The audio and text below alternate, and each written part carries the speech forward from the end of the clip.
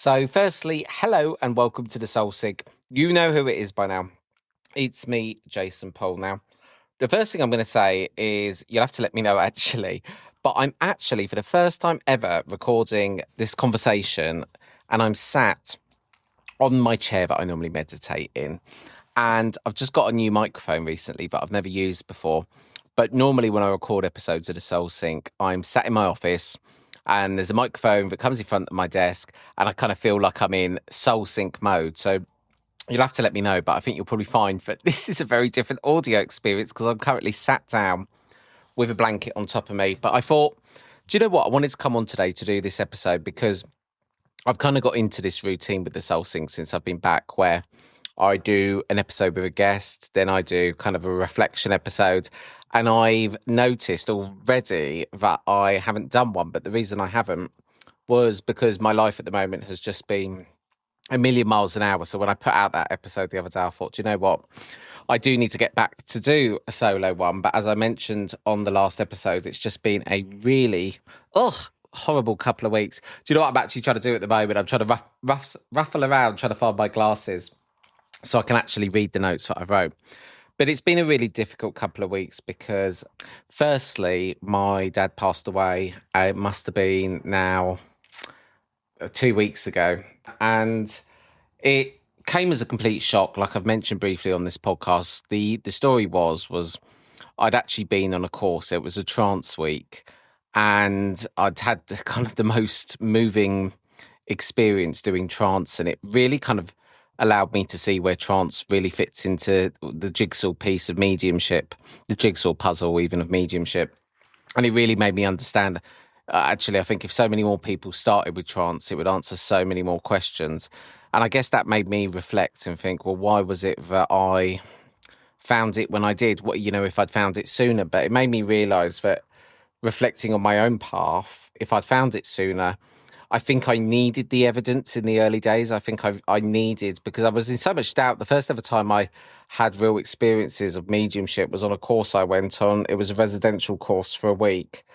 And that was kind of when I always wanted to believe in the concept of it. But my materialistic kind of worldview, despite even my granddad was a medium, which you're probably going to find is absolute craziness, but I hadn't experienced it for myself.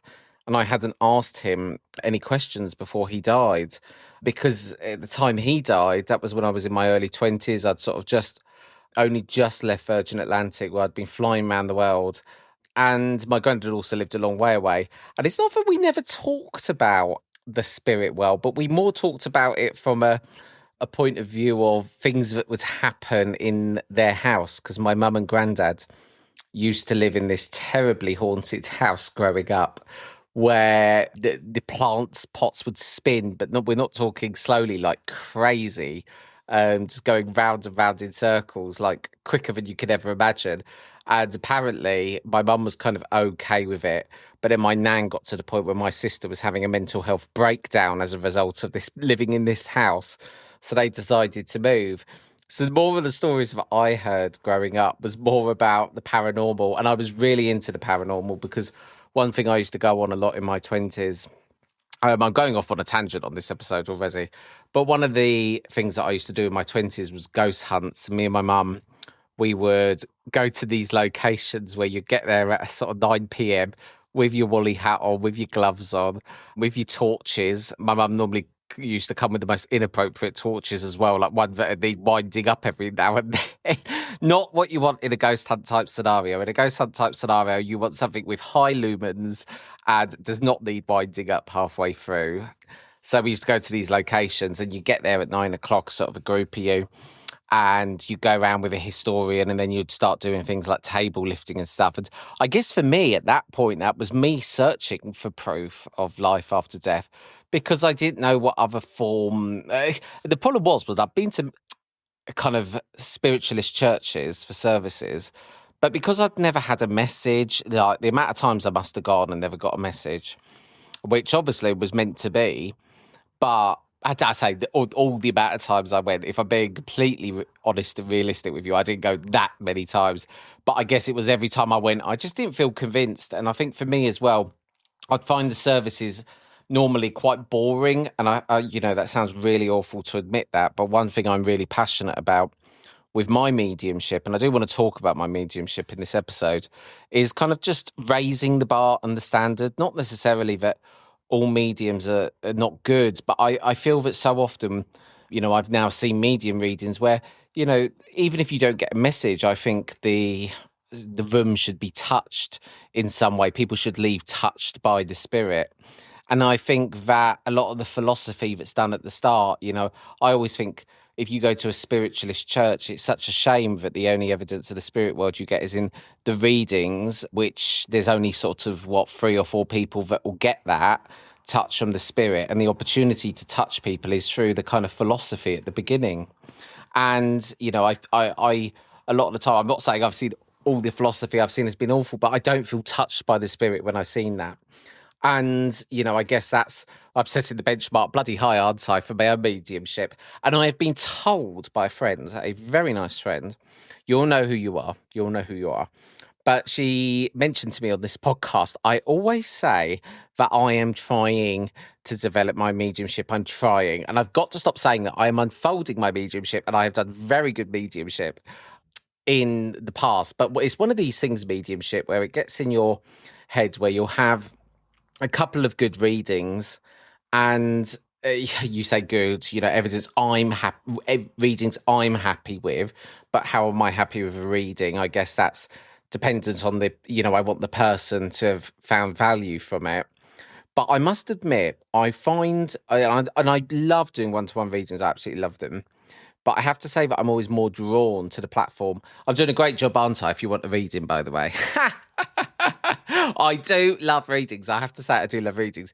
But what I've found in my own development of my mediumship is the collective energy of doing it in front of a room. And it might sound weird, but one of the biggest problems you have when you're developing your mediumship is staying in your power. So not surrendering your power. Because what you're in when you do your mediumship is you're building your own energy, your own power to then get your own power to a level where, you're vibrating high. So then you can match the spirit world who will lower their vibration because obviously they're on a crazy high vibration in the spirit world. Everything is light, love, and in abundance in the spirit world. So high vibration up there.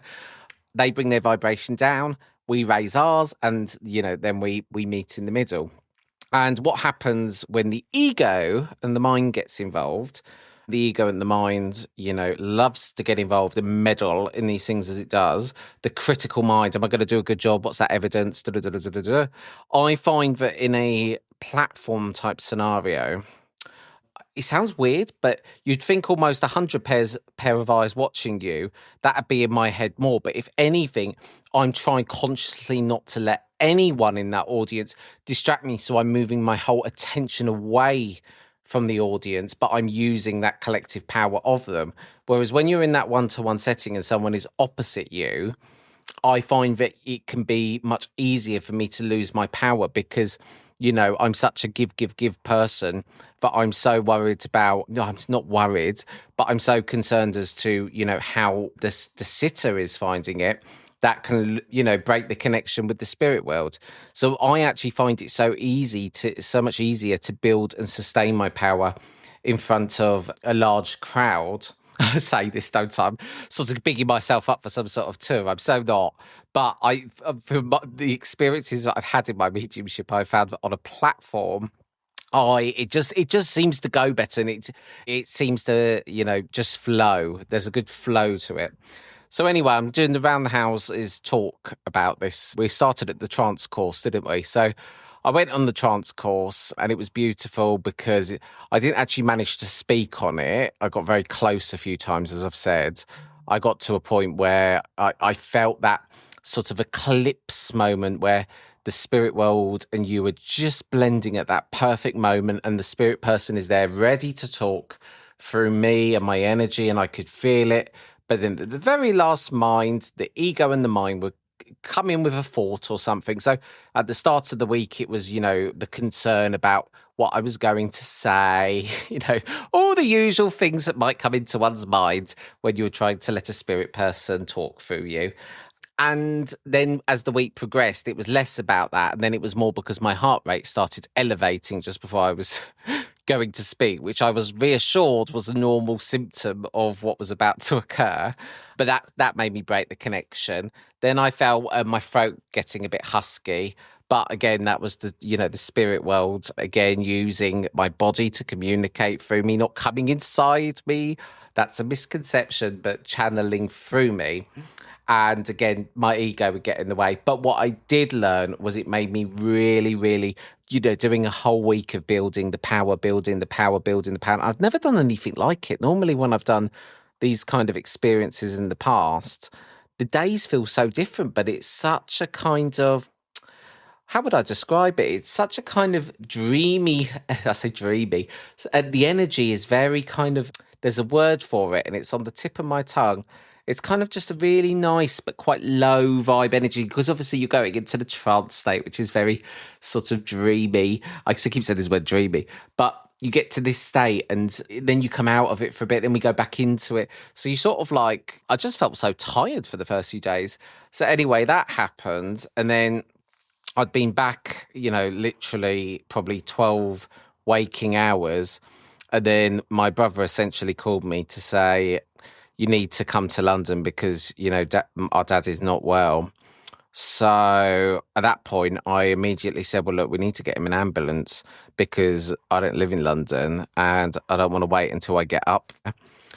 So he got called an ambulance and then essentially it was put straight into an operation, was put into an induced in a coma, and he never recovered from that. And everywhere in between, it was like an emotional roller coaster, because 1 minute, like I've said on the podcast, it was being called out in the middle of the night. The next, it was, is he going to be okay for the life-saving operation? Then it wasn't having the operation, then he was having the operation. Then honestly, it was like a roller coaster.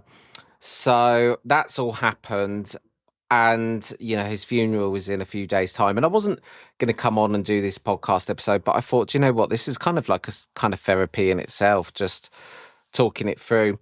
And, all the while longer, things at my business. I don't really talk about my business much on this podcast, but that's because I've always kind of tried to keep the two quite separate.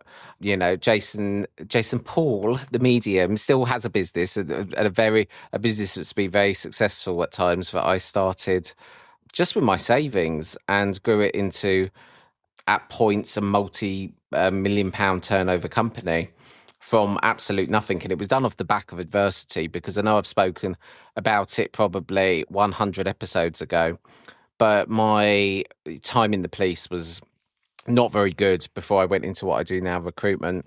And I had a really rough ride in the police. And I know there's been a hell of a lot of stuff out there in the media in regards to, the appalling state of the police force in the UK. And I can only say that a lot of what I've seen is what I experienced.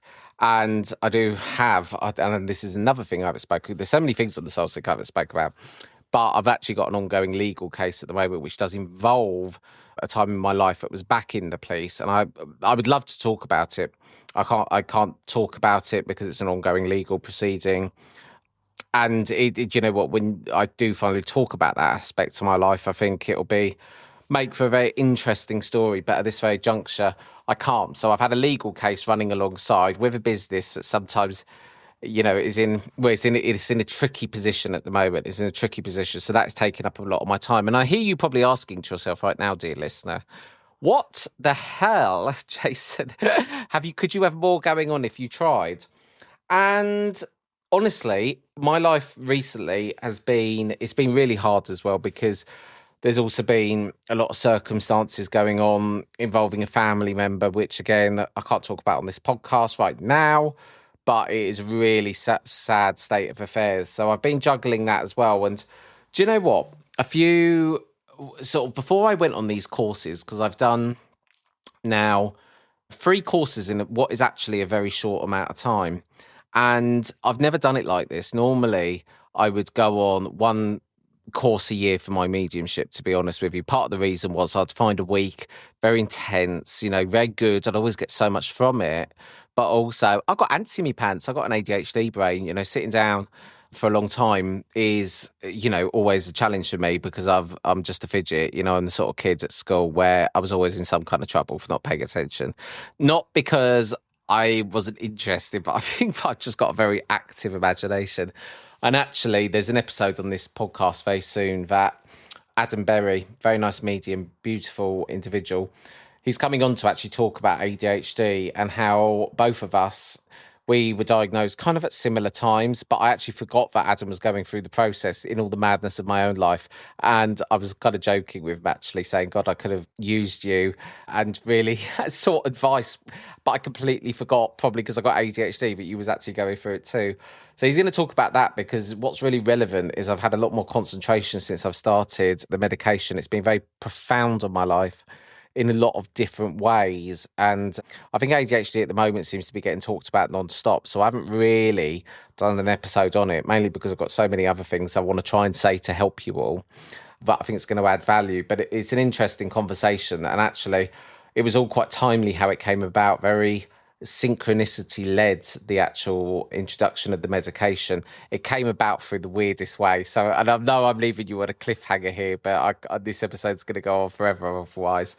But I think since I've started the medication, it's actually allowed me to really be a lot more present, and kind of sounds a bit crazy when the medication in itself is amphetamine based, and that actually relaxes me. But, the more I've got to know about ADHD and what it actually is, which is an insufficiency of dopamine ultimately, it does kind of make sense when you think about it. So that's really helped. And I think all these courses in, what is a relatively short amount of time, I think to myself, where would I be right now, 5 months ago, with the Jason of then compared to the Jason now, and what I feel I've learnt and what all this madness has done. And it started a few months ago. My life with my business a few months ago was very mad. And before the first course I went on, there was so much going on, so much noise, and there was also so much pressure that when I came back from the course, the day that I was due to come back, I had to make some really big decisions.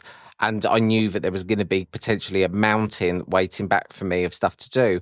And because there was so much madness going on around me, what it actually did was it pushed me into the present moment, where anything other than the present moment felt so goddamn overwhelming that actually that in itself made me think, well, actually, the only thing right now I can be is present. And that's made me realize that actually, for a very long time, I think we all fall into this trap. But I think that one thing I tried to do was, the more and more I would try to control and resist life's chaos, the more and more it was just unraveling. And, sometimes I do look at my life and I think, Jason, a lot of this is of your own making. But, it's funny it's not funny, is it, when we're bloody going through it? But sometimes I think it's either laugh or cry.